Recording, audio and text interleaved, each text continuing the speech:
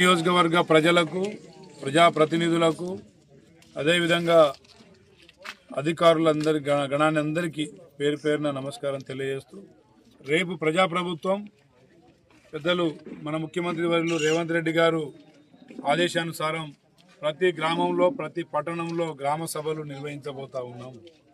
ఆ గ్రామ సభలలో నూతనంగా ఎన్నిక కాబడ్డ సర్పంచులు, వార్డు మెంబర్లు, వార్డు కౌన్సిలర్లు, మున్సిపల్ చైర్మన్లు, అదేవిధంగా అధికారులు అందరూ సమిష్టిగా ప్రజా సమస్యల్ని తెలుసుకునే కార్యక్రమాన్ని ప్రతి గ్రామాన రేపు నిర్వహించబోతున్నాం. కాబట్టి మరి 99 రోజుల పాలన, ప్రజాపాలన, అదేవిధంగా ప్రగతి ప్రణాళికల్లో భాగంగా జరగబోయే గ్రామ సభలలో మరి అన్ని సమస్యల్ని పరిష్కరించుకునే విధంగా ప్రతి ఒక్కరూ విధిగా పాల్గొంటారని చెప్పేసి కోరుకుంటూ అందరికీ మరోసారి నమస్కారం తెలియజేస్తున్నాను.